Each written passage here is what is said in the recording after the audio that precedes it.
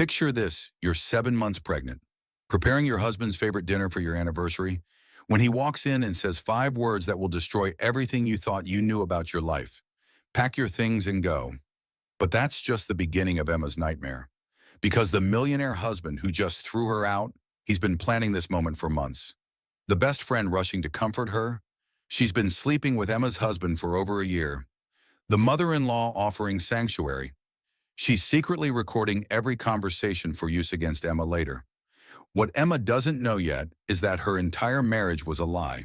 Her pregnancy was part of a business plan, and the people she trusted most have been systematically destroying her life while she slept peacefully beside them. This isn't just a story about betrayal. This is about a woman who discovers that everyone in her world is playing a game where she's the only one who doesn't know the rules. But here's the thing about Emma. She's about to learn those rules, and when she does, she's going to play to win. Stay with me for the next 90 minutes because this story has more twists than a Texas highway. And I promise you, the ending will leave you questioning everyone you trust. This is a story about money, manipulation, and what happens when a woman finally stops being the victim and starts being the hunter. The crystal chandelier cast dancing shadows across the polished marble floor of the Austin penthouse as Emma Rodriguez Sterling adjusted the white roses in their Waterford vase for the third time. 7 months pregnant and glowing despite her exhaustion, she stepped back to survey the dining room that had taken her all afternoon to perfect. Tonight marked 3 years since Marcus had first kissed her outside that little coffee shop near the University of Texas campus. 3 years since the brilliant tech entrepreneur had swept her off her feet with his charm, his vision for changing the world, and his absolute certainty that she was the woman he wanted by his side forever. Emma smoothed her navy blue maternity dress, the silk fabric skimming over the gentle swell where their daughter grew. She had chosen this dress carefully, remembering how Marcus had once said navy brought out the amber flecks in her brown eyes. Those were the days when he noticed such things, when he would spend entire evenings just talking to her, sharing his dreams and listening to hers. The timer chimed in the kitchen, pulling her from her reverie. The paella, his favorite dish from their honeymoon in Spain, was ready. She had spent hours perfecting the recipe, teaching herself to make it from scratch because takeout felt wrong for tonight. This dinner needed to be special. It needed to remind them both of who they used to be together. Marcus had been distant lately, consumed by what he called the biggest deal of his career. His startup, Sterling Technologies, was supposedly on the verge of a revolutionary breakthrough in artificial intelligence. The stress showed in the tight lines around his green eyes and the way he barely looked up from his phone during their increasingly rare conversations. Emma told herself it was temporary. Every entrepreneur went through phases like this. Once the deal closed, once the company went public, everything would return to normal. They would be the team they once were, planning their daughter's nursery and dreaming about the family they were building together. The sound of the front door opening made her heart skip. Marcus was home, earlier than usual for once. She heard his footsteps on the marble entryway, the familiar rhythm that had once made her rush to greet him. Now she stayed in the dining room, suddenly nervous about his reaction to her efforts. Marcus appeared in the doorway, his tall frame filling the space. At 35, he still had the lean build of the college athlete he had been, though his dark hair now showed threads of premature silver at the temples. His expensive suit hung perfectly on his shoulders, but his face wore the same distracted expression that had become his default over the past months. "You cooked," he said, his tone neutral as he took in the elaborate table setting, the candles, the bottle of sparkling cider chilling in place of the wine they could no longer share. "It's our anniversary," Emma replied, forcing brightness into her voice. 3 years since our first date. I thought we could celebrate, just the two of us before the baby comes." Marcus loosened his tie but did not smile. "Emma, we need to talk." Something cold settled in her stomach. In her experience, conversations that began with those words never went well. "Can it wait until after dinner? I made your favorite paella, and I opened that good olive oil you brought back from Barcelona." He moved to the bar cart in the corner and poured himself 3 fingers of whiskey. Neat. The expensive crystal tumbler caught the candlelight as he raised it to his lips and drained half the glass in one swallow. "This cannot wait," Marcus said finally, turning to face her. The man who had once looked at her like she hung the moon now regarded her with the cold assessment of a stranger. "Sit down." Emma remained standing, her hands instinctively moving to cradle her belly. Their daughter was active tonight, as if sensing her mother's growing anxiety. "Marcus, you are scaring me. What is going on?" He finished his whiskey and set the glass down with a sharp click that seemed to echo in the suddenly oppressive silence of their home. When he spoke again, his voice was flat, businesslike, devoid of any warmth or emotion.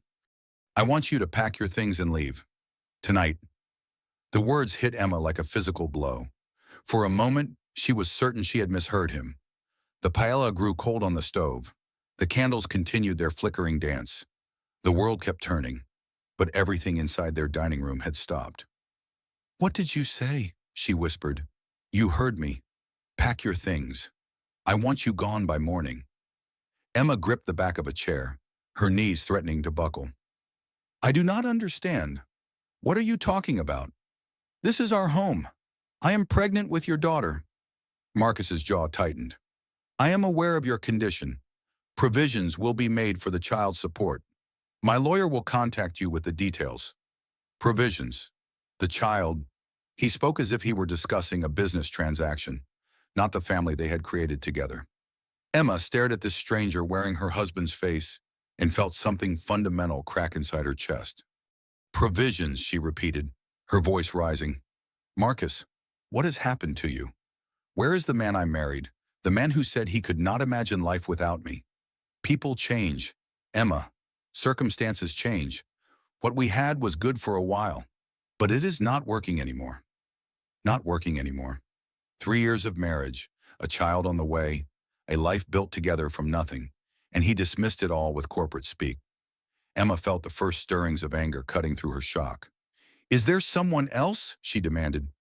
Marcus did not answer immediately, but his silence was answer enough. The color drained from Emma's face as the full scope of his betrayal began to sink in. "Who is it?" she pressed. "How long?" "That is not relevant to this conversation," Marcus said. "What matters is that I want you out of this house. Tonight. Do not make this harder than it needs to be." Emma sank into the nearest chair, her whole body trembling. The baby kicked hard, as if protesting the stress flooding through her system. She wrapped both arms around her belly, trying to shield her daughter from the catastrophe unfolding around them. "You cannot do this," she said, though even as she spoke the words, she knew they were not true. Marcus could do whatever he wanted. The house was in his name. The cars were in his name. Even the credit cards she carried were extensions of his accounts. She had given up her marketing career when they married, trusting him to take care of them both. "The arrangements have already been made," Marcus continued with brutal efficiency. "My driver will take you wherever you want to go tomorrow. You should probably call your parents." Emma's parents, the middle-class family in Houston who had never quite understood what their daughter saw in the flashy entrepreneur from Austin. They had raised concerns about how quickly the relationship moved, how completely Emma had reorganized her life around Marcus's ambitions. She had dismissed their worries, certain that love conquered all practical considerations. Now she would have to call them and explain that their concerns had been justified. She would have to admit that the fairy tale marriage they had eventually celebrated was crumbling into nothing. "Please," Emma whispered, hating the desperation in her own voice but unable to stop herself. "Please do not do this. Whatever is wrong, we can fix it. We can go to counseling. We can work through this together." Marcus was already moving toward the door. "There is nothing to work through. This marriage is over. Emma, accept it and move on." He paused at the threshold and looked back at her one last time. For just a moment, she thought she saw a flicker of the old Marcus, the one who had loved her. But it was gone so quickly she might have imagined it. "Goodbye, Emma," he said quietly. Then he was gone, leaving her alone with the ruins of their anniversary dinner and the wreckage of everything she had believed about her life. Emma sat in the candlelight for a long time after his footsteps faded away. The paella burned in the kitchen. The roses began to wilt in their expensive vase. Her daughter continued to kick, a reminder of the innocent life depending on her to figure out what came next. Finally, she stood on unsteady legs and began to blow out the candles one by one. In the growing darkness, she tried to imagine a future that did not include the man she had loved with her whole heart. For the first time in 3 years, she was completely alone. Emma spent the night on the living room sofa, unable to bear the thought of sleeping in the bed she had shared with Marcus. She dozed fitfully between fits of crying, her hand never leaving her belly as she whispered promises to her unborn daughter that everything would be okay somehow. When morning light filtered through the floor-to-ceiling windows, reality hit her with fresh brutality. This was not a nightmare she could wake up from. Marcus really had thrown her out of their home and their marriage with no more emotion than he might show firing an underperforming employee. Emma pulled herself upright and reached for her phone. The screen showed 7 missed calls from Jennifer Walsh, her former college roommate and closest friend. Jennifer must have heard something, though Emma could not imagine how. Marcus was not the type to broadcast personal business. She called Jennifer back, and her friend answered on the first ring. "Emma, thank God," Jennifer said, her voice breathless with what sounded like genuine concern. "I have been trying to reach you all night. Are you okay?" Despite everything, Emma felt a surge of gratitude. At least she was not completely alone in this disaster. "Jen, I need help. Something terrible has happened." "I know, sweetheart. I heard about the situation with Marcus. Listen, can I come over? We need to talk about this face to face." Emma blinked in surprise. "You heard. How could you possibly know already?"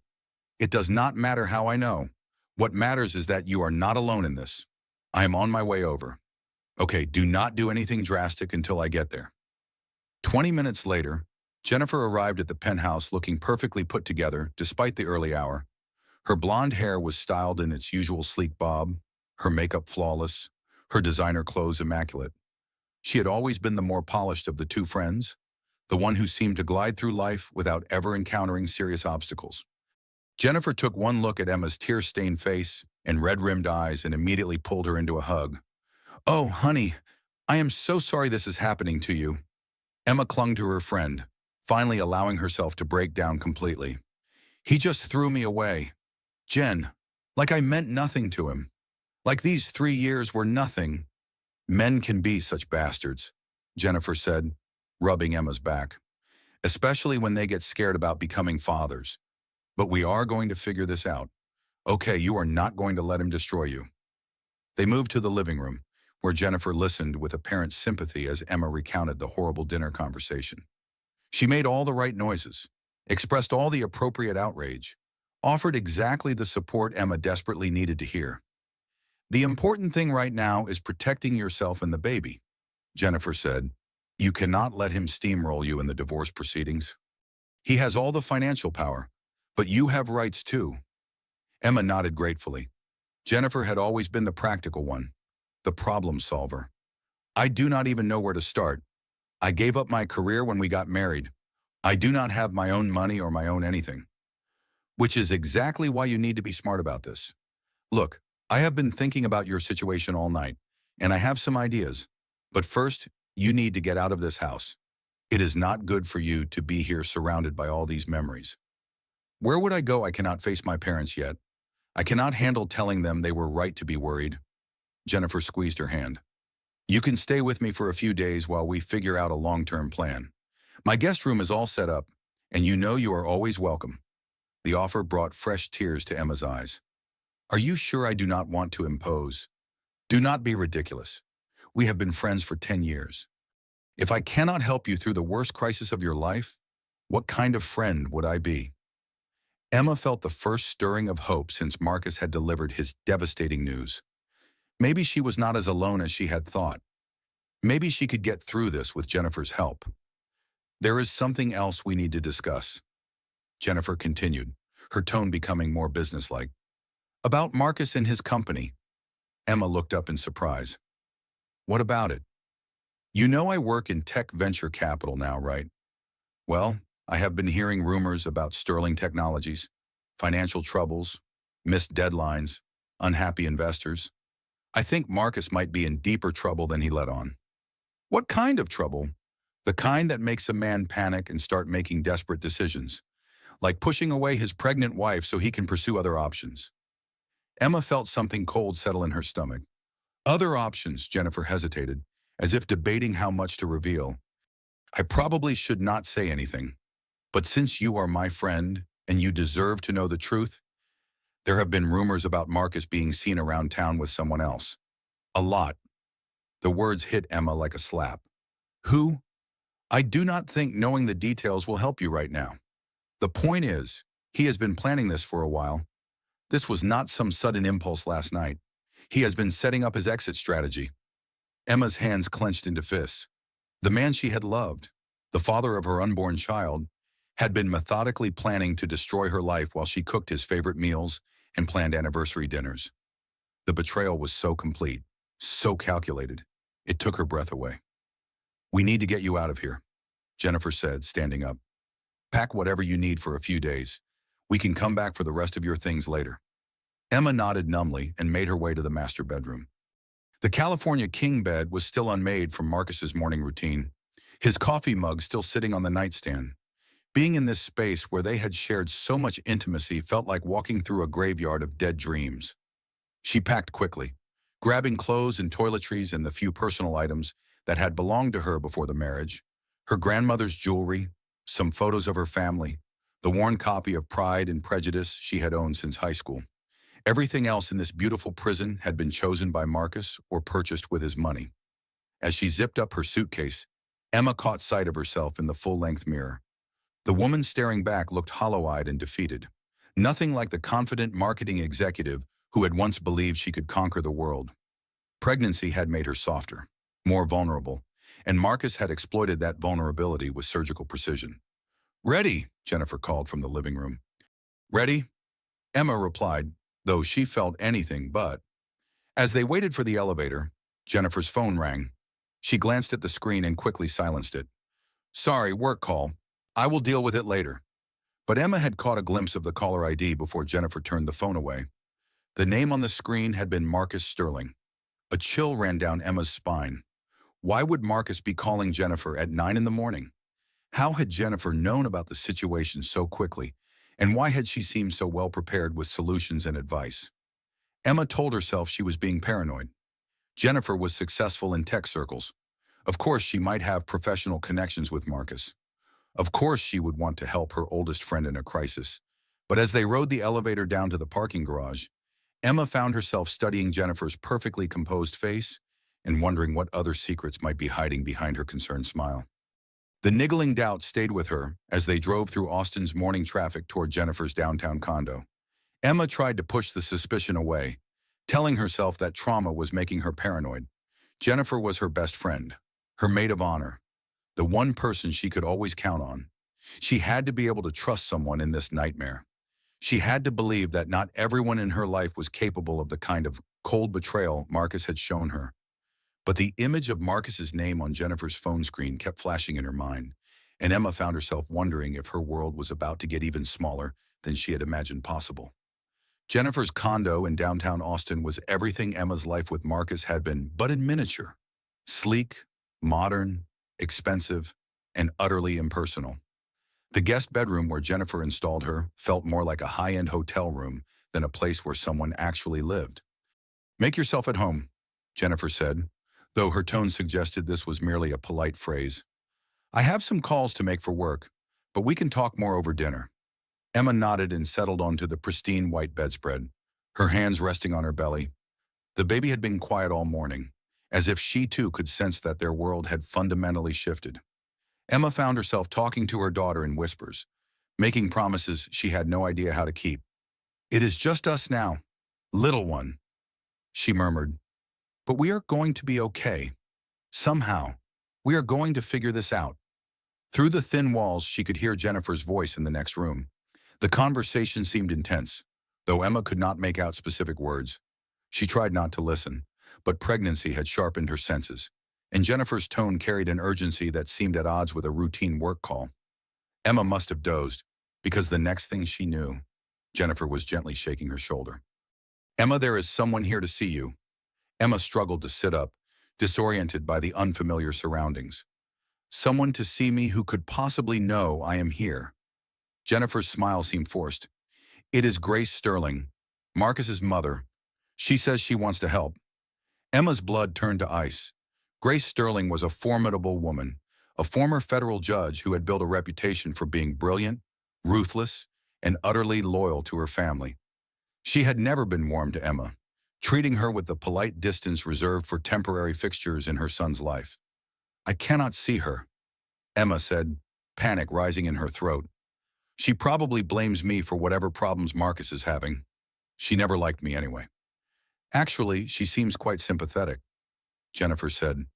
"She said some things about Marcus that might surprise you. Maybe you should hear what she has to say." Before Emma could protest further, Grace Sterling appeared in the doorway. At 62, she remained an imposing figure, her silver hair perfectly styled, her navy suit impeccable despite the Texas heat, her blue eyes, so like Marcus's, held an expression Emma had never seen before. Compassion, perhaps, or something that looked like it. "Emma," Grace said, her voice softer than Emma had ever heard it. "I came as soon as I heard what my son had done to you." Emma struggled to her feet, acutely aware of how disheveled she must look. "Mrs. Sterling, this is not what I wanted. Please call me Grace, and this is certainly not your fault." Grace's gaze moved to Emma's rounded belly, and something flickered across her face. "May I sit down? We have some things to discuss." Emma looked to Jennifer, who nodded encouragingly. "I will give you two some privacy," Jennifer said, backing toward the door. "I need to run some errands anyway." After Jennifer left, Grace settled into the room's single chair with the careful dignity of someone accustomed to commanding respect. Emma remained perched on the edge of the bed, every muscle tense with anxiety. "You must be wondering why I am here," Grace began. "The thought had crossed my mind," Emma admitted. Grace's lips curved in what might have been the ghost of a smile. "I am here because I have seen this pattern before, and I know how it ends. My son has inherited more than just his father's eyes. He has also inherited his capacity for destruction when he feels cornered." Emma blinked in surprise. She had never heard Grace speak critically of Marcus before, not even in private family moments. "What do you mean?" Marcus's father, my late husband Robert, was brilliant and charming and utterly ruthless when it came to protecting what he saw as his interests. When Marcus was 12, Robert decided that our marriage was no longer serving his political ambitions. He threw me out of our home and tried to take custody of Marcus, claiming I was an unfit mother. The revelation hit Emma like a physical blow. She had known that Grace and Robert Sterling had divorced, but Marcus had always described it as a mutual decision between two people who had grown apart. "What happened? I fought back," Grace said simply. "I had advantages you do not have. I was already established in my legal career. I had financial resources, and I understood the system well enough to protect myself. You have none of those advantages." Emma felt tears threatening again. "Are you here to tell me how hopeless my situation is?" "On the contrary, I am here to offer you what I wish someone had offered me 23 years ago, a way to fight back." Emma stared at the older woman, trying to process what she was hearing. "Why would you help me? You are his mother." Grace's expression hardened. "I am also the grandmother of the child you are carrying, and I will not stand by and watch my son destroy an innocent woman and potentially harm my grandchild in the process." She reached into her purse and pulled out a business card. "This is Dr. Michael Torres. He is a therapist who specializes in helping women who have experienced financial and emotional abuse. I have already spoken with him about your situation." "I do not need therapy," Emma said automatically. "I need a lawyer." "You need both," Grace replied firmly. "Marcus did not just wake up yesterday and decide to leave you. This has been planned for months, possibly longer. He has been systematically isolating you, making you financially dependent, positioning you to be as vulnerable as possible when he made his move." The words resonated with uncomfortable truth. Emma thought back over the past year, remembering how Marcus had discouraged her from maintaining professional contacts, how he had insisted she did not need to work because he could provide for both of them, how he had gradually taken control of every aspect of their shared life. "But I have rights," Emma said weakly. "Community property laws, spousal support, which mean nothing if you do not have the resources to enforce them." Grace said, "Marcus has expensive lawyers and unlimited funds to drag out proceedings. You have what, exactly?" The harsh reality settled over Emma like a suffocating blanket. She had nothing, no income, no savings, no assets in her own name. Marcus had structured their marriage to leave her completely dependent on his goodwill, and now that goodwill had evaporated. "What are you proposing?" Emma asked. Grace leaned forward, her eyes intense. "I have a ranch about an hour outside of Austin. It is secluded, peaceful, completely private. You could stay there during your pregnancy, away from Marcus and his lawyers and the stress of this situation.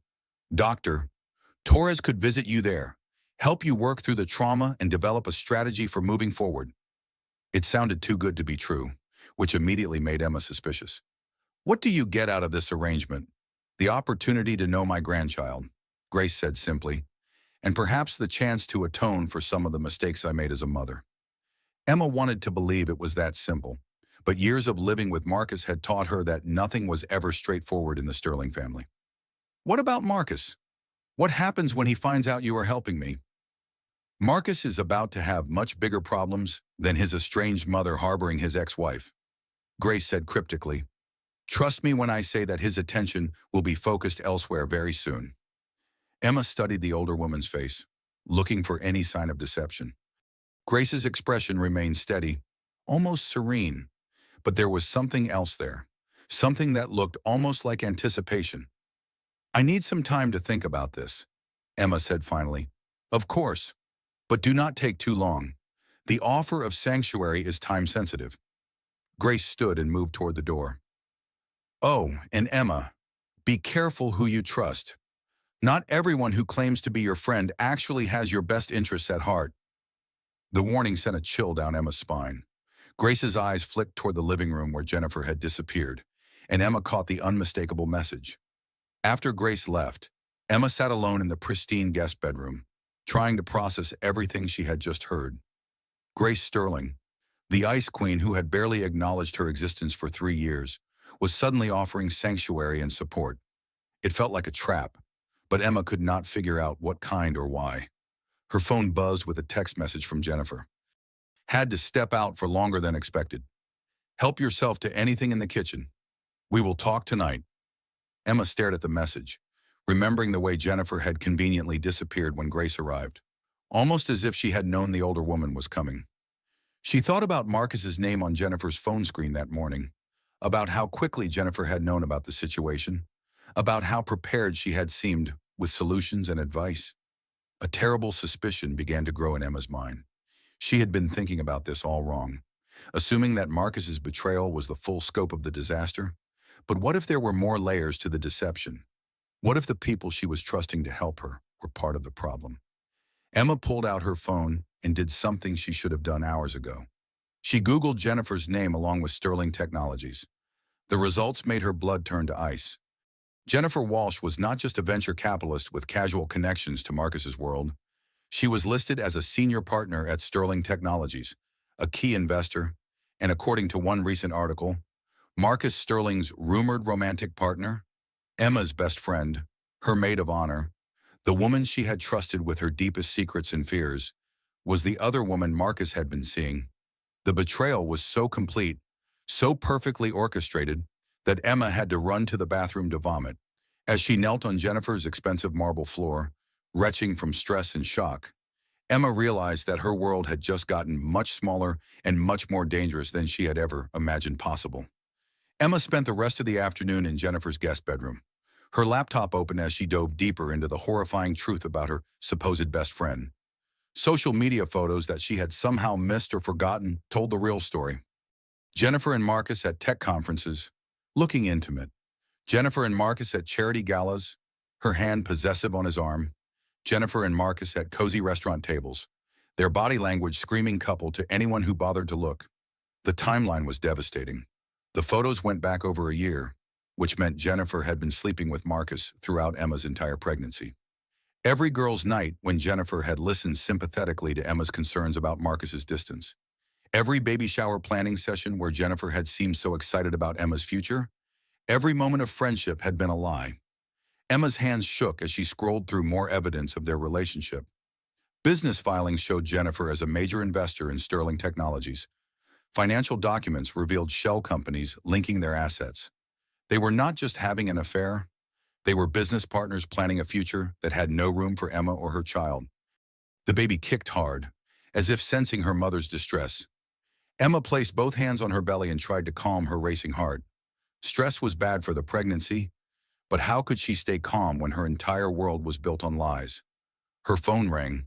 Jennifer's name flashed on the screen, and for a moment Emma considered not answering. But she needed to know how deep this deception went. "Hey, Em," Jennifer said, her voice bright and false. "How are you feeling? I know today has been overwhelming." "Where are you?" Emma asked, proud that her voice sounded steady. "Still running errands. This whole situation with you and Marcus has me scrambling to rearrange my schedule. I want to make sure I'm available to help you through this crisis." Crisis. As if she were not one of the architects of Emma's destruction. "That is very thoughtful of you," Emma said carefully. "I have been thinking about what you said earlier, about Marcus having financial troubles. Right. I probably know more than I should, given my position in the industry, but I think it is important for you to understand what you are dealing with." Emma took a deep breath. "What exactly is your position?" "Jen, I realized today that I do not really know what your job involves." There was a pause, so brief Emma might have imagined it. "I told you, I work in venture capital. We fund early-stage tech companies, including Sterling Technologies." Another pause, longer this time. Where is this coming from?" "I have been doing some research online. Your name comes up quite a bit in connection with Marcus's company." Look, I probably should have mentioned the business connection, but I did not want to complicate an already difficult situation. "Yes, my firm has invested in Sterling Technologies, but that does not change anything about our friendship or my desire to help you." Emma closed her eyes, amazed at how smoothly the lies flowed. "What about your personal connection with Marcus?" Silence stretched between them, and Emma could practically hear Jennifer calculating how much to admit.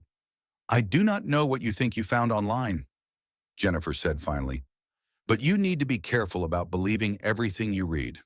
People in our industry are photographed together at events all the time. It does not mean anything. So you are saying there is nothing romantic between you and my husband?" "Emma, you are obviously stressed and not thinking clearly. I am your friend. I have always been your friend. Why would I be helping you if I had some ulterior motive?" "Because you want me out of the way," Emma thought but did not say. "Because whatever plan you and Marcus have cooked up requires me to trust you enough to be led to slaughter." "You are right," Emma said instead. "I am probably being paranoid. This whole situation has me questioning everything." "Now that is completely understandable," Jennifer said, relief evident in her voice. "Why do not you try to get some rest? I will be home in a few hours, and we can order dinner and talk through your options." After Jennifer hung up, Emma sat staring at her phone. She had learned something valuable from that conversation. Jennifer was not going to admit the truth willingly. Whatever their plan was, it required Emma to remain ignorant and compliant. Emma thought about Grace Sterling's cryptic warning about being careful who to trust. Had the older woman known about Jennifer's betrayal? Was that why she had appeared so conveniently with an offer of sanctuary? Grace's ranch was starting to look like Emma's only viable option, even if she could not shake the feeling that it too was some kind of trap. At least Grace was being honest about being Marcus's mother. Jennifer had been pretending to be Emma's friend while systematically destroying her life. Emma's phone buzzed with a text from an unknown number. "This is Dr. Torres. Grace Sterling asked me to reach out. I know you are going through a difficult time. If you would like to talk, I have an opening this evening." Emma stared at the message. A therapist recommended by Grace, contacting her within hours of their meeting. It felt orchestrated, but then again, everything in Emma's life felt orchestrated now. Maybe the only way out was to play along until she could figure out who was manipulating her and why. She texted back accepting the appointment. "Doctor." Michael Torres's office was in a converted house near the University of Texas campus, the kind of place that felt more like a living room than a clinical setting. The man himself was in his 50s, with kind eyes and an easy manner that immediately put Emma at ease. "Grace told me about your situation," he said as Emma settled into a comfortable chair. "I want you to know that everything we discuss here is completely confidential." Emma found herself telling him everything. The anniversary dinner, Marcus's cold dismissal, Jennifer's lies, Grace's mysterious offer of help. Doctor. Torres listened without judgment, occasionally asking clarifying questions that helped Emma organize her chaotic thoughts. What you are describing sounds like a coordinated campaign of psychological and financial abuse, he said when she finished. The isolation, the financial dependency, the systematic undermining of your support systems. These are classic patterns. But why, Emma asked. If Marcus wanted out of the marriage, why not just ask for a divorce? Why this elaborate cruelty? Because cruelty serves a purpose. Doctor, Torres said, when someone has been systematically broken down, they are less likely to fight for their rights. They are more likely to accept whatever settlement is offered, to disappear quietly rather than cause problems. Emma felt a chill of recognition. He wants me to just go away. More than that, he wants you to go away grateful for whatever scraps he throws you, and he wants you to do it willingly, so he can tell himself and others that he is not the villain in this story. They talked for another hour, with Dr. Torres helping Emma understand the manipulation tactics that had been used against her.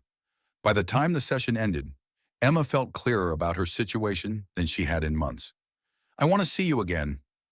Doctor, Torres said as they wrapped up. Grace mentioned that you might be staying at her ranch for a while. I make house calls in special circumstances. Emma nodded, though she still had not decided whether to accept Grace's offer. Can I ask you something? How long have you known Grace? Several years. She consulted with me when she was writing a judicial opinion on a domestic abuse case. She has a deep understanding of how these dynamics work. That information added another layer to Emma's confusion about Grace's motivations. But as she drove back to Jennifer's condo, Emma realized that her options were rapidly narrowing. She could not stay with Jennifer. Knowing what she knew, she could not go back to Marcus. Her parents in Houston were loving, but had no resources to help her fight a legal battle against someone with Marcus's wealth and connections. Grace's ranch might be a trap, but it was the only trap being offered to her with honest labels attached. When Emma walked into Jennifer's condo, she found her friend in the kitchen, opening a bottle of wine and looking perfectly relaxed.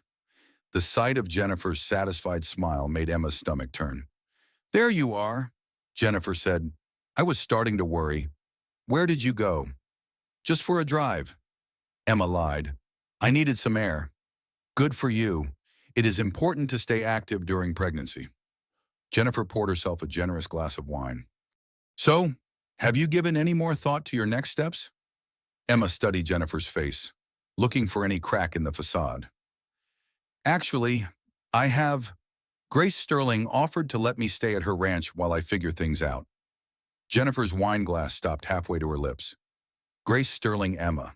That sounds like a terrible idea. The woman has never liked you. She seemed sincere about wanting to help. She is Marcus's mother. Whatever help she offers is going to come with strings attached. Jennifer set down her wine and moved closer to Emma. Look, I know you are desperate right now, but running off to some isolated ranch with a woman you barely trust is not the answer. As opposed to staying here with my best friend, who has been sleeping with my husband for over a year. The words hung in the air like a bomb with the pin pulled. Jennifer's face went through several rapid changes before settling into a mask of wounded innocence. Emma, where is this coming from? I told you. There is nothing between Marcus and me except business. I saw the photos. Jen, I saw the business filings. I know you are partners in more than just Sterling Technologies. Jennifer's shoulders sagged, and for a moment Emma thought she might actually tell the truth. Instead, she rallied with a performance that might have been convincing if Emma had not already seen through her. Okay, there may have been some personal involvement, Jennifer admitted. But it started after Marcus told me he was leaving you. He was lonely and confused, and I made a mistake. But that does not change the fact that I care about you and want to help. The lie was so brazen, so completely at odds with the photographic evidence Emma had seen, that she almost laughed. Instead, she picked up her purse and headed for the door. Where are you going? Jennifer called after her. To pack, Emma said without looking back. I am taking Grace up on her offer. Emma, wait, you are making a huge mistake. At least let us talk about this. But Emma was already walking out the door, leaving behind the last person she had thought she could trust. As she drove away from Jennifer's building, Emma felt a strange sense of relief. The lies were finally out in the open. The mask had been dropped. Now she could stop pretending that anyone in her life had her best interests at heart. Grace Sterling's ranch suddenly seemed like exactly what it was advertised to be, a sanctuary for someone who had nowhere else to go. Grace Sterling's ranch sat on 200 acres of rolling hill country, an hour west of Austin where the Texas landscape opened up into something wild and beautiful. The main house was a sprawling stone structure with wide porches and ancient oak trees that must have been standing when Texas was still a republic. Emma pulled up the gravel drive with her worldly possessions packed into 2 suitcases and a growing sense that she was making either the best or worst decision of her life. Grace appeared on the front porch before Emma had even turned off the engine, her silver hair gleaming in the late afternoon sun. "You came," Grace said, and Emma caught something that sounded like genuine relief in her voice. "I did not have anywhere else to go," Emma admitted as Grace helped her carry her bags inside. The interior of the ranch house was nothing like Marcus's sterile penthouse or Jennifer's magazine-perfect condo. Here, family photos covered every surface. Native American rugs warmed hardwood floors, and comfortable furniture invited people to actually sit and stay a while. "This is beautiful," Emma said, meaning it. "It has been in Robert's family for 4 generations." Grace replied, "I got it in the divorce, along with a few other assets Marcus does not know about." Grace showed Emma to a guest room that overlooked the pasture where horses grazed in the golden evening light. The space was feminine without being frilly, comfortable without being fussy. A rocking chair by the window seemed positioned perfectly for watching sunsets. "I thought you might like this room," Grace said. "The baby's nursery is right next door. When the time comes." Emma's hand went automatically to her belly. "You have been planning this." "I have been hoping for this," Grace corrected. "There is a difference." They sat on the front porch as darkness fell, drinking decaffeinated coffee and talking in a way Emma and Grace had never talked before. Grace told stories about the ranch, about Robert's family history, about the horses she kept more for companionship than any practical purpose. "Why are you doing this?" Emma asked finally. "The real reason." Grace was quiet for so long that Emma thought she might not answer. When she finally spoke, her voice carried the weight of old regrets. "When Robert threw me out, I was completely unprepared. I had let him handle all our finances, all our legal affairs. I had trusted him completely, and that trust nearly destroyed me." Grace's hands tightened around her coffee mug. "I swore I would never let another woman go through what I went through if I had the power to prevent it. But I am not family. Not really." "You are carrying my grandchild," Grace said simply. "That makes you family, whether Marcus recognizes it or not." Over the following days, Emma found herself settling into a rhythm at the ranch. She helped Grace with small chores, took long walks through the pastures, and attended twice-weekly video sessions with Dr. Torres. For the first time in months, she felt her stress levels dropping and her energy returning. Grace was an attentive but not smothering hostess. She gave Emma space when she needed it, but was always available to talk when Emma wanted company. They cooked together, watched old movies, and gradually built the foundation of a relationship that felt more genuine than anything Emma had experienced in years. Dr. Torres's sessions were helping too. He helped Emma recognize the patterns of manipulation she had endured, taught her techniques for managing anxiety, and worked with her to develop strategies for reclaiming her independence. Emma began to believe that she might actually survive this catastrophe intact. "You are stronger than you think," Dr. Torres told her during one session. "The fact that you recognized the deception and removed yourself from dangerous situations shows excellent judgment." "I feel like I should have seen it sooner," Emma said. "The signs were probably there all along." "Hindsight is always clearer," he replied. "What matters is that you see clearly now." Emma was beginning to feel optimistic about her future when everything fell apart again. She was in the kitchen making lunch when she heard Grace on the phone in her study.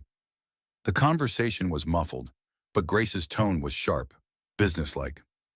Emma tried not to listen, but something about the intensity of Grace's voice drew her attention. "The recordings are crystal clear," Grace was saying. "Every session, every conversation. She has no idea she is being documented." Emma's blood turned to ice. "Recordings.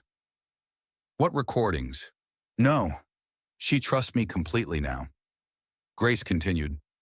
The pregnancy makes her vulnerable, and the isolation has made her dependent. She will be easy to control when the time comes.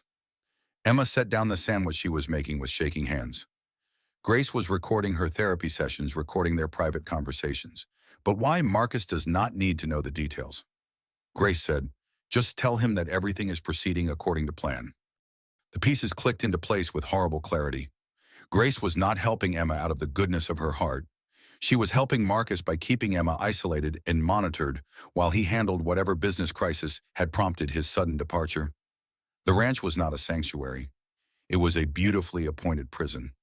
Emma crept closer to Grace's study, her heart pounding so loud she was sure it would give her away. Through the slightly open door, she could see Grace at her desk, her phone pressed to her ear.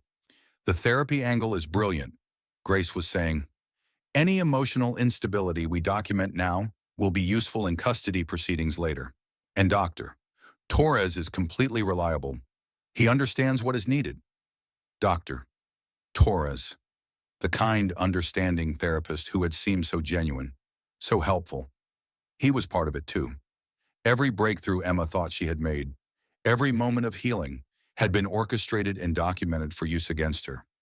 Emma backed away from the door, her legs barely supporting her weight. The baby kicked frantically, as if sensing her mother's terror. Emma pressed both hands to her belly and tried not to hyperventilate. She had to get out of here. Now, before Grace realized she knew the truth. Moving as quietly as possible, Emma went to her room and threw her essentials into one bag. She left everything else, afraid that packing thoroughly would take too much time. Her hands shook as she grabbed her purse and car keys. The front door seemed impossibly far away. Every step felt like it echoed through the house, announcing her escape attempt. But somehow she made it outside without alerting Grace. Emma was halfway to her car when Grace appeared on the porch. Emma, where are you going? Emma forced herself to smile. Just into town for a few things. I will be back before dinner. Grace's eyes narrowed slightly, as if she sensed something was wrong. Are you feeling all right? You look pale. Just pregnancy stuff, Emma said, opening her car door. Nothing to worry about. She drove away with Grace watching from the porch, her mind racing. Where could she go? Not back to Jennifer, not to her parents. Who would be the first place anyone would look? She needed to disappear completely. But how did someone disappear when they were 7.5 months pregnant and had no money? Emma pulled over at a gas station on the outskirts of a small town and tried to think. Her phone had GPS tracking, her credit cards could be monitored, her car could be traced. Marcus had wealth and connections that could reach anywhere in Texas, maybe anywhere in the country. As she sat in her car trying not to panic, Emma's phone rang. Grace's name appeared on the screen. Emma, dear, I am worried about you. When will you be back? Soon. Emma lied. I just need to pick up a few things. All right, but please be careful driving. You are precious cargo. Precious cargo. The phrase made Emma's skin crawl. She was not Grace's beloved daughter-in-law. She was valuable inventory that needed to be protected until delivery. After Grace hung up, Emma turned off her phone and removed the battery, something she had learned from a crime show. If they were tracking her electronically, that would buy her a little time. But time for what she had, maybe $100 in cash and a car that could be traced. She was over 30 weeks pregnant and completely alone in a world where everyone she had trusted had betrayed her. For the first time since this nightmare began, Emma allowed herself to cry. Not the angry tears she had shed after Marcus's betrayal, or the shocked tears after discovering Jennifer's lies. These were tears of pure despair, the tears of someone who had finally run out of options. As the sun set over the Texas Hill Country, Emma sat in a gas station parking lot and tried to imagine a future where she and her daughter could be safe. For the first time since her pregnancy began, she was not sure such a future existed, but giving up was not an option. Her daughter was depending on her to find a way out of this trap. Emma wiped her eyes, started her car, and drove into the growing darkness, hoping she could stay ahead of her pursuers long enough to figure out her next move. The game was far from over. She just needed to learn how to play it better. Emma drove through the night with no destination in mind except away. She stopped only for gas, paying cash and avoiding stations with too many security cameras. Her pregnancy made the long hours behind the wheel uncomfortable, but fear kept her moving. By dawn, she found herself in a small town called Cedar Creek, population 800 according to the welcome sign. It was the kind of place where strangers were noticed, but not necessarily unwelcome, where people minded their own business until given a reason not to. Emma checked into a roadside motel using cash and a fake name, then collapsed on the thin mattress and tried to think clearly. Her body ached from driving. Her daughter was protesting the stress with sharp kicks, and Emma felt the weight of her isolation more acutely than ever. She had turned her phone back on briefly to check for messages, immediately regretting the decision. 17 missed calls from Grace, 12 from Jennifer, and surprisingly, 3 from Marcus himself. Whatever plan they had been executing, her disappearance had clearly disrupted it.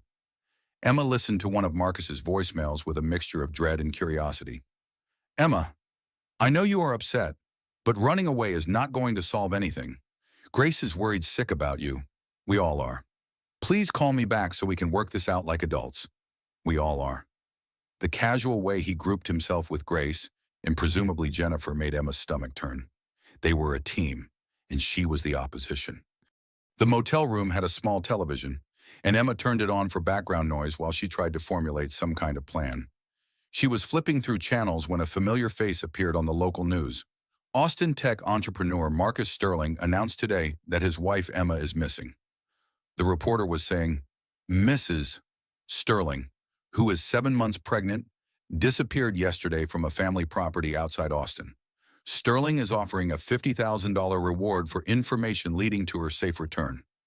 Emma stared at the screen in horror as her own photo appeared. It was a professional headshot from their wedding announcement, showing her radiant and hopeful in a way that seemed like a lifetime ago. Sterling said his wife has been struggling with depression during her pregnancy and may be in need of medical attention. The reporter continued, anyone who sees Emma Rodriguez Sterling is asked to contact local authorities immediately. Depression? Of course, that would be the narrative.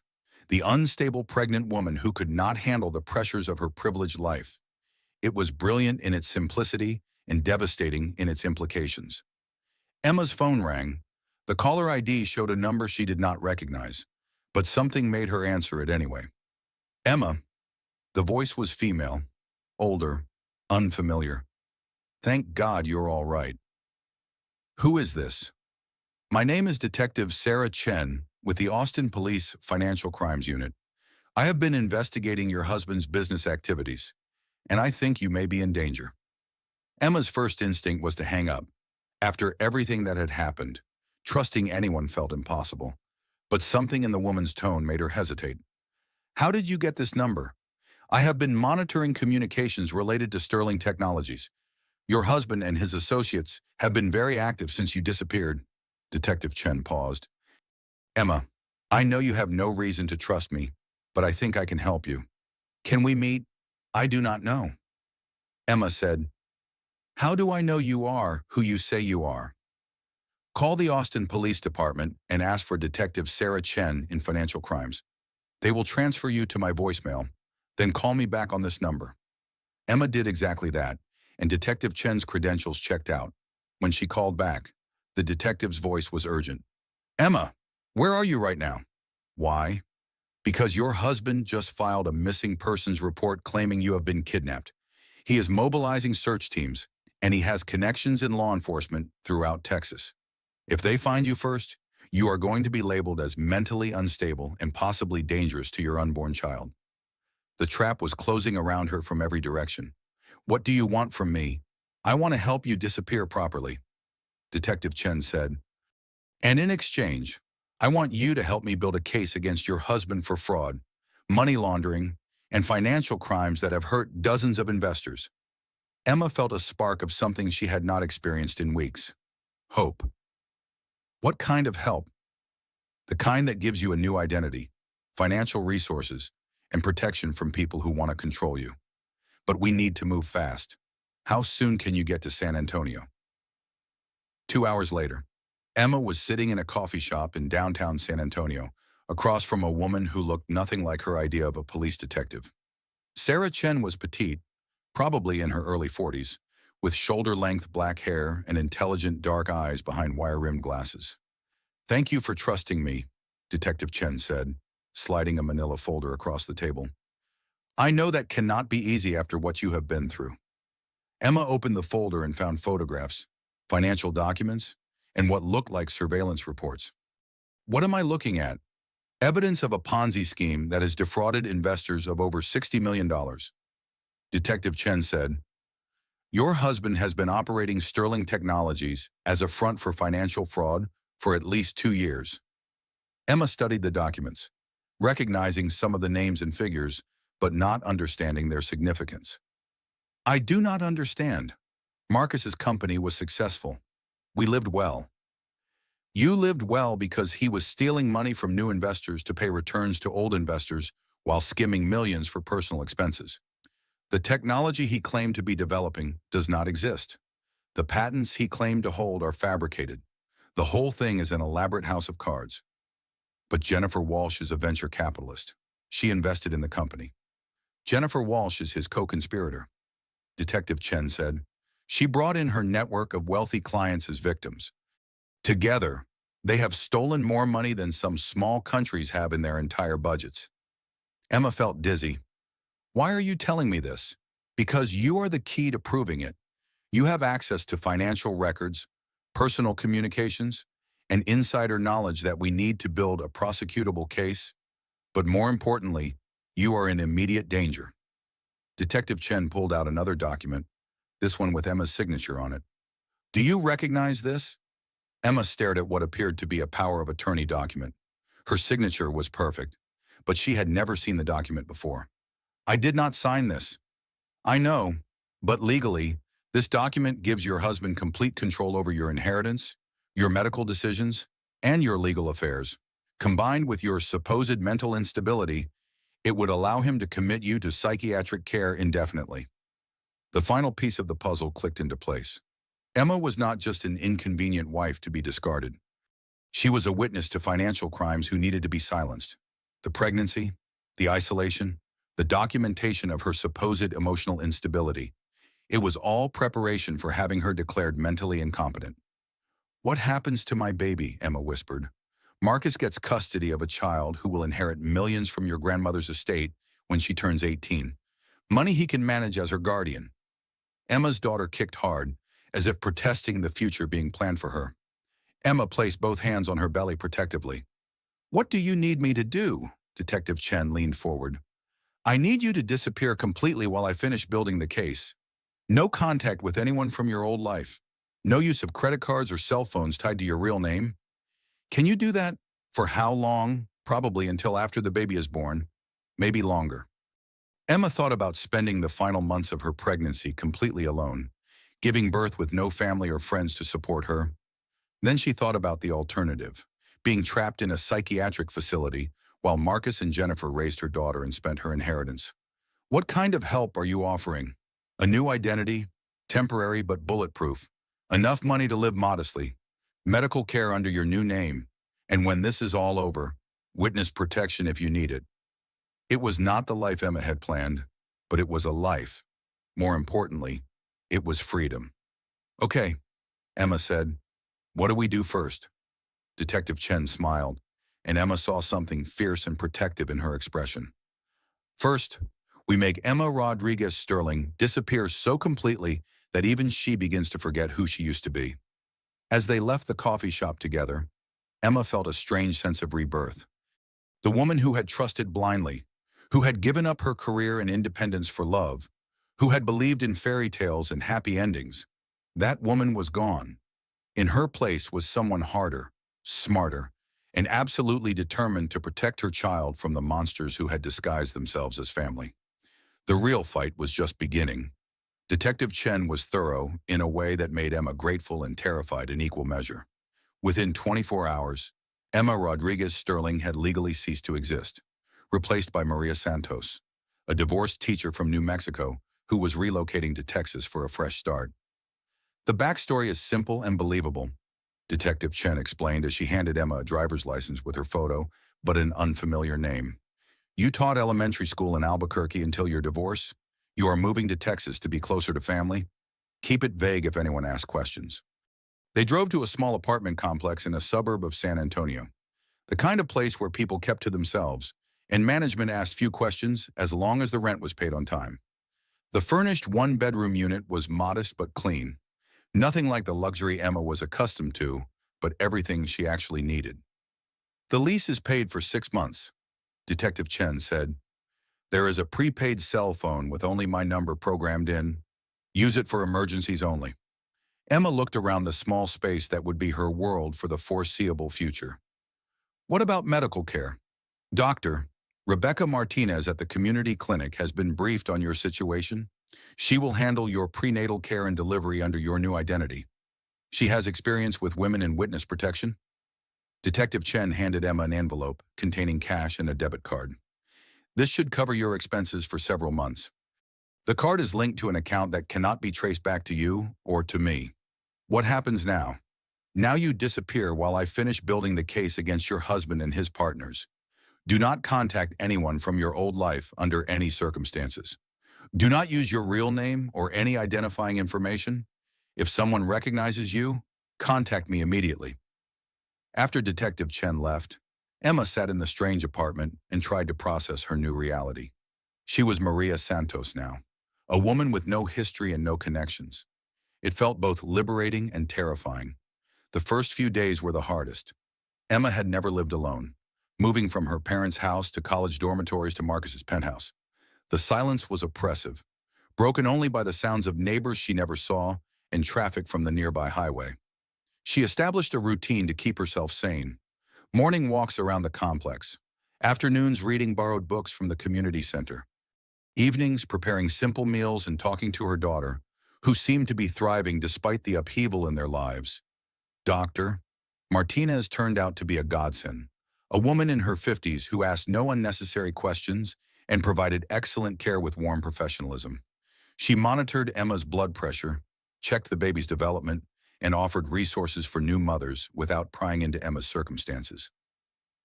Your baby is very healthy, Dr. Martinez said during one visit. Have you thought about names? Emma had been avoiding that decision, as if naming her daughter would make their situation more real.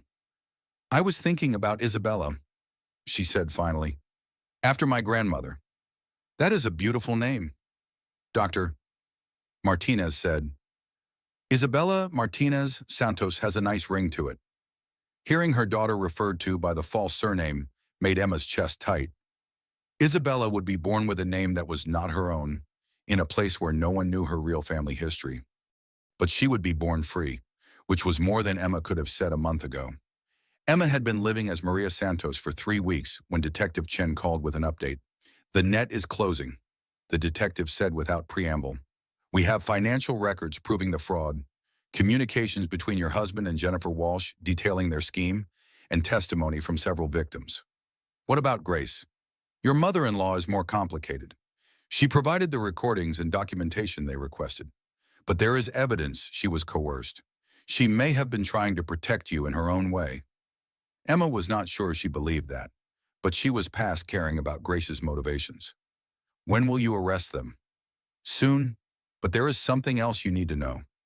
Marcus has hired a private investigator to find you, someone very good and very expensive. Emma felt ice in her veins. How close are they? Not close yet, but closer than I would like. You need to be extra careful. No patterns, no routines they could predict. And Emma, if anyone approaches you claiming to be helping, do not trust them. Call me first. That night, Emma lay awake listening to every sound in the building, jumping at footsteps in the hallway and car doors slamming in the parking lot. Her daughter rolled and kicked restlessly, as if sensing her mother's anxiety. The next morning brought news that made Emma's blood run cold. The local television station was running a story about the missing pregnant woman from Austin, complete with Emma's photo and a tearful interview with Marcus. I just want my wife and unborn child to come home safely, Marcus said, his green eyes brimming with what looked like genuine emotion. Emma has been struggling with depression, and I am worried she might hurt herself or the baby. The interviewer pressed him about rumors of marital problems, but Marcus handled the questions with the skill of someone accustomed to managing his public image. Every marriage has challenges, he said, but I love Emma and our baby more than anything. If she is watching this, please know that I forgive whatever happened between us. Just come home. Emma turned off the television, feeling sick. Marcus was not just searching for her, he was controlling the narrative, positioning himself as the devoted husband while painting her as mentally unstable. Even if Detective Chen's case succeeded, Emma's reputation would be permanently damaged. Her phone rang, Detective Chen's number appearing on the screen. "Did you see the news?" the detective asked. "Unfortunately, it gets worse. Marcus is offering a $100,000 reward now, and he has billboards going up across South Texas with your photo." Emma sank into her chair, feeling the trap closing around her again. "He is going to find me." "Not if we find him first. Emma, I need you to do something for me, and you are not going to like it." "What?" "I need you to make contact with him." Emma's heart stopped. "Are you insane? Hear me out. We have enough evidence to arrest Marcus and Jennifer, but we need them to incriminate themselves on tape. If you call Marcus and get him to admit to the fraud, to the fake power of attorney, to any of it, we can wrap this case up quickly. And if he traces the call, we will use technical safeguards. But Emma, this is our best shot at ending this before your baby is born." Emma looked around the small apartment that had become her sanctuary, thinking about the alternative of hiding forever with a false identity. Isabella deserved to grow up knowing her real name, her real family history, her real mother. "What would I have to do? Call him. Tell him you want to come home, but you know the truth about his business. Get him to admit what he has done. We will handle the rest." Emma closed her eyes and felt her daughter's strong kicks against her ribs. Isabella was a fighter already. Maybe it was time for her mother to be one too. "Okay," Emma said, "but if this goes wrong, if he finds me before you can arrest him, you have to promise me something." "What?" "Promise me you will make sure Isabella is safe. Whatever happens to me, she gets placed with good people who will love her and tell her the truth about what her mother tried to do." Detective Chen was quiet for a long moment. "Emma, nothing is going to happen to you. I promise." But Emma knew better than to trust promises. She had learned the hard way that the only person she could truly count on to protect her daughter was herself. And if that meant walking back into the lion's den to bring down the lions, then that was exactly what she was going to do. Emma spent 2 days preparing for the phone call that could either free her or destroy her completely. Detective Chen had explained the technical setup, untraceable routing, voice modulation that would make Emma sound like she was calling from anywhere in North America, and recording equipment that would capture every word Marcus said. Remember, you need him to admit to the financial fraud. Detective Chen coached her during their final preparation session. The fake power of attorney documents, the plan to have you committed, anything that shows intent to defraud investors or control you illegally. Emma nodded, though her hands were shaking so badly she could barely hold the phone. "What if he does not admit anything? Then we proceed with what we have and hope it is enough. But Emma, you know him better than anyone. You know what buttons to push." That was true. Emma had spent 3 years learning Marcus's patterns, his weaknesses, his psychological pressure points. The man who had manipulated her was about to discover that manipulation worked both ways. At exactly 3 in the afternoon, Emma dialed Marcus's private cell phone number. He answered on the second ring, as if he had been waiting by the phone. Emma, is that you?" She had forgotten how his voice could affect her, the way it could sound warm and concerned even when she knew he was lying. "Hello, Marcus. Thank God. Are you all right? Where are you? I have been worried sick." "I am safe," Emma said, sticking to the script she and Detective Chen had rehearsed. "For now." "What does that mean, Emma? You are scaring me. Come home and we can work through whatever is wrong." "I know about Sterling Technologies," Emma said. "I know what you have been doing." The pause that followed was so long, Emma wondered if the connection had been lost. When Marcus spoke again, his tone was more cautious. "I do not know what you think you know, but you are obviously confused. Pregnancy hormones can cause paranoid thoughts." "I am not paranoid, Marcus. I know about the Ponzi scheme. I know about the fake investors and the stolen money. I know about Jennifer." Another pause. Emma could practically hear Marcus calculating his response. Emma, where are you getting this information? Someone is obviously trying to turn you against me. No one had to turn me against you. I figured it out myself when I realized that my best friend has been sleeping with my husband for over a year. Marcus's voice hardened. You are obviously not thinking clearly. Come home and we will get you the help you need. There it was, the threat disguised as concern. Emma felt her anger rising, which was good. Angry Emma was more convincing than scared Emma. Help like the help Grace was providing by recording my therapy sessions. I do not know what you are talking about. Of course you do not. Just like you do not know about the forged power of attorney documents giving you control over my inheritance. This pause was the longest yet. Emma held her breath, waiting. Emma, you are clearly having some kind of mental breakdown. These delusions about fraud and forged documents, this is exactly why you need professional help. The only thing I need help with is getting away from you and your criminal friends. Emma said, did you really think you could steal $60 million and no one would notice? I have no idea where you're getting these numbers, Marcus said, but his voice had changed. The warm concern was gone, replaced by the cold businessman Emma had seen that night at dinner.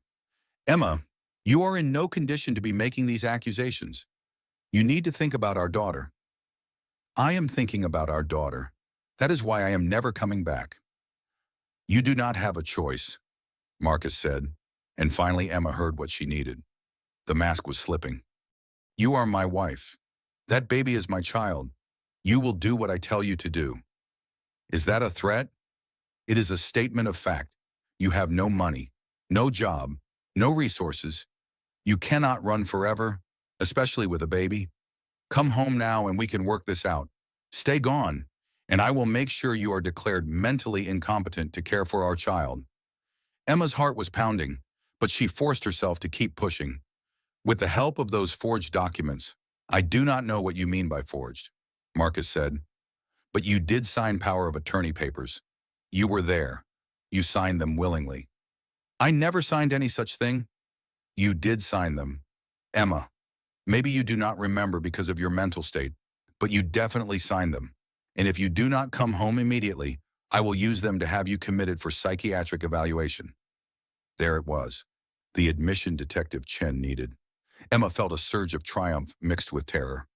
You cannot do that, Emma said. I can do whatever I want, Marcus replied, his voice now openly threatening. I have resources you cannot imagine. I have connections in every major city in Texas. I have investigators tracking you right now. You cannot hide from me forever. What about Jennifer? Is she going to help you track me down too? Marcus laughed, a sound without humor. Jennifer is a business partner, nothing more. But yes, she is very motivated to see this situation resolved quickly. Resolved how? However it needs to be resolved. Emma, you are messing with things you do not understand. Come home now, and we can pretend this conversation never happened. Stay gone, and I will make your life very difficult. Emma looked at Detective Chen, who was giving her a thumbs up. They had what they needed. I have to go. Emma said, Emma, wait. Do not hang up. Let me come get you. Tell me where you are. But Emma had already ended the call. She set the phone down with trembling hands and looked at Detective Chen. Did we get enough? We got more than enough, the detective said, her voice grim with satisfaction. Threats, admissions of fraud, conspiracy to commit kidnapping through false psychiatric commitment. Marcus Sterling just talked himself into a federal prison sentence. Emma felt her legs give out. She sank into a chair as the adrenaline that had carried her through the call evaporated, leaving her shaking and exhausted. What happens now, she asked. Now we arrest them, all of them, Marcus, Jennifer, and anyone else involved in the scheme. Detective Chen packed up the recording equipment efficiently. Emma, you just handed us one of the biggest financial fraud cases in Texas history. And my safety, Marcus will be in federal custody within 24 hours. He will not be able to hurt you or your daughter ever again. Emma wanted to believe it, but she had been disappointed too many times to trust completely. What if something goes wrong? What if he runs? Then we will find him. But Emma, men like Marcus do not run. They fight, and in this case, Fighting is going to destroy him. That evening, Emma sat in her small apartment watching the news coverage of the massive fraud investigation that had just been launched. Marcus's photo appeared on screen as reporters described the charges against him: securities fraud, money laundering, conspiracy, and investor theft totaling over $60 million. Jennifer's photo appeared next, followed by shots of Sterling Technologies' offices being raided by federal agents. The reporter described a complex scheme that had defrauded dozens of investors over multiple years. The investigation was launched after a confidential informant provided evidence of the fraud. The reporter said, "Authorities are not releasing details about the informant's identity for safety reasons." Emma placed her hand on her belly and felt her daughter respond with a strong kick. "We did it, Isabella," she whispered. "We got them." But her relief was short-lived. As she watched the news coverage, Emma realized that her face might still be recognizable to viewers who remembered the missing pregnant woman from Austin. She pulled the curtains closed and made sure her door was locked. Her phone rang. "Detective Chen." "Are you watching the news?" the detective asked. "Yes. When will they be arrested?" "Marcus and Jennifer are both in custody as of an hour ago. Federal agents picked them up simultaneously to prevent them from coordinating their stories." Emma felt something she had not experienced in months: genuine relief. "What about Grace?" "She is cooperating fully with the investigation. It looks like she was coerced into recording your sessions, threatened with financial ruin if she did not comply. She may face charges, but they will be minor compared to what Marcus and Jennifer are facing." "So it is over?" "The immediate threat is over," Detective Chen said carefully. "But Emma, there is something else we need to discuss. The media attention around this case is going to be intense. Your identity as the confidential informant will probably come out eventually." Emma's stomach dropped. "What does that mean for me and Isabella?" "It means you may need to stay Maria Santos longer than we originally planned, until the media attention dies down and we are certain there are no other threats." That night, Emma lay awake thinking about the strange turns her life had taken. 6 months ago, she had been a happy pregnant wife planning a nursery and dreaming about her daughter's future. Now she was living under an assumed name, having helped send her husband and best friend to federal prison. But as Isabella kicked strong and steady against her ribs, Emma realized she was not unhappy. For the first time in years, she was truly free. Free from Marcus's manipulation, from Jennifer's lies, from the golden cage of a marriage built on deception. She was Maria Santos now, and Maria Santos was nobody's victim. 2 weeks after Marcus's arrest, Emma went into labor. Dr. Martinez had warned her that stress could trigger early delivery, but Emma had not expected her water to break at 36 weeks while she was grocery shopping. The contractions started immediately, strong and regular, giving her barely enough time to call Detective Chen before heading to the hospital. "This is it," Emma said breathlessly into the phone as another contraction gripped her. "The baby is coming." "I am on my way," Detective Chen replied.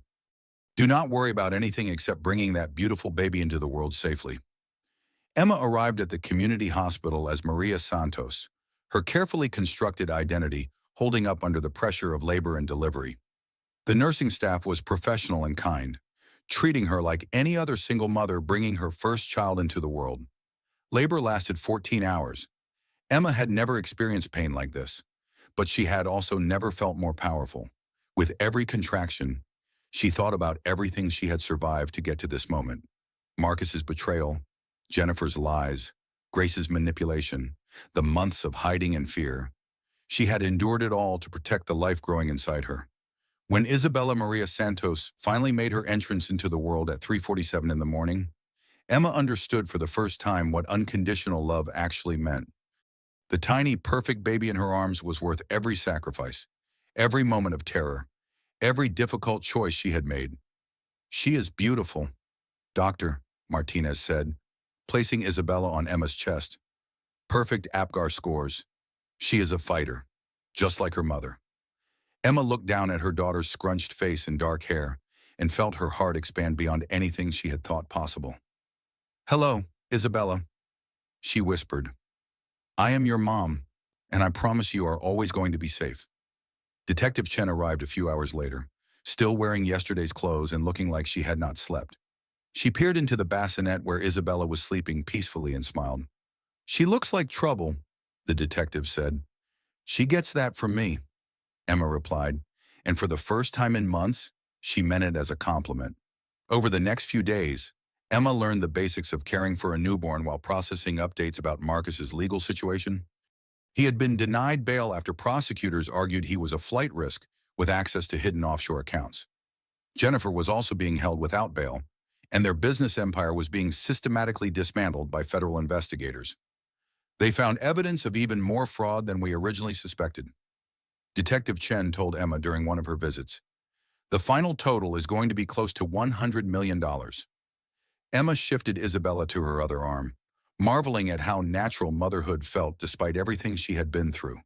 What does that mean for the victims? Some of the money has been recovered, but most of it is gone, spent on luxury cars, expensive real estate, private jets. The lifestyle you lived was funded by other people's retirement savings." Emma felt a stab of guilt, even though she knew she had been as much a victim as anyone else. "I had no idea." "I know that. The prosecutors know that. You are not responsible for what Marcus did with money you did not even know was stolen."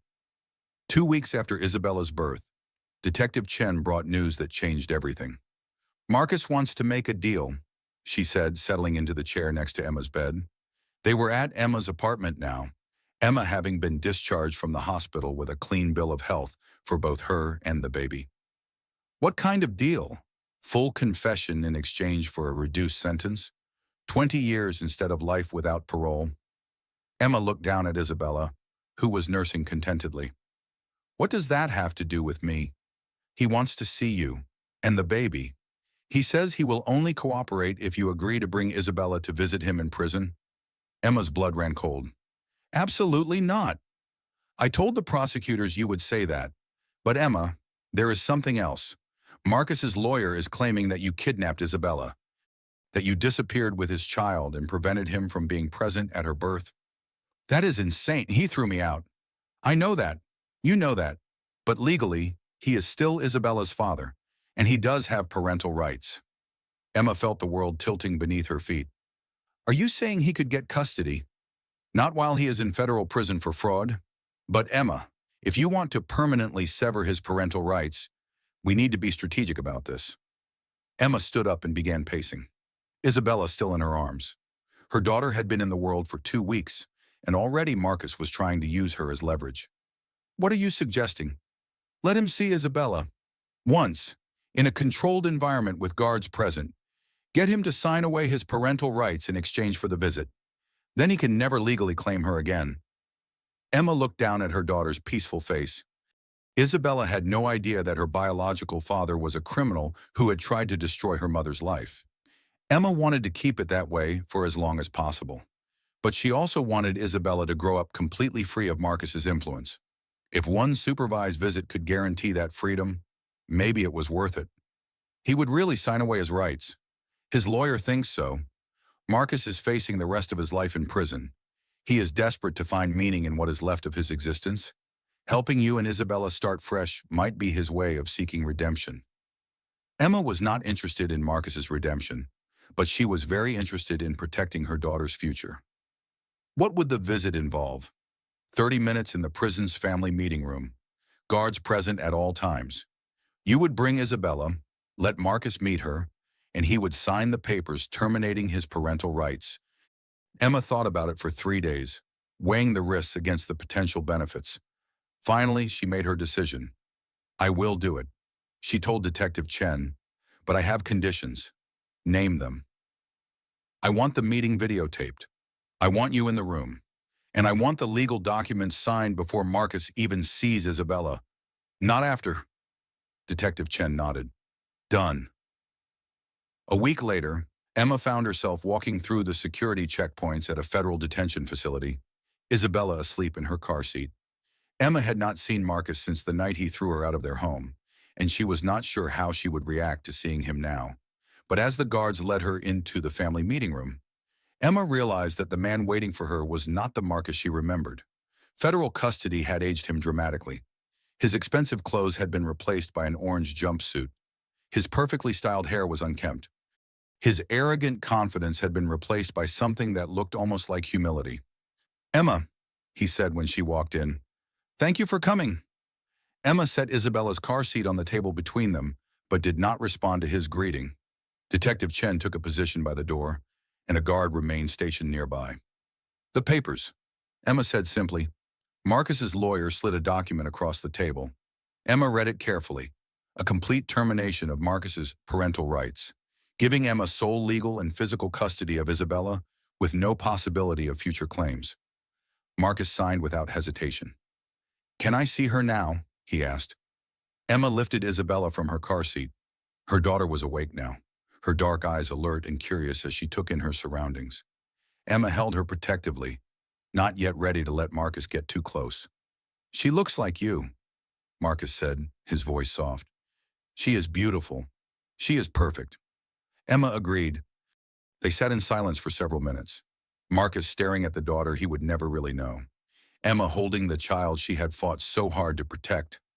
"I am sorry," Marcus said finally, "for everything I put you through, for the lies, the manipulation, the cruelty. You deserved better than what I gave you."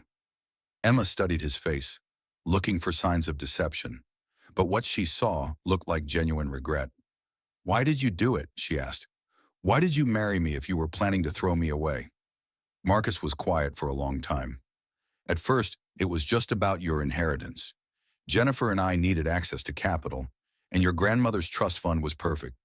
But then I got to know you, and I thought maybe I could have both, the money and a real marriage." "What changed?" "The business started falling apart faster than we expected. Investigators were getting close. I panicked and decided I needed to cut loose ends." Marcus looked at Isabella again. "I thought of you as a loose end. I was wrong about that, and about a lot of other things." Emma felt a strange sense of closure hearing the truth, even though it was painful. "What happens now?"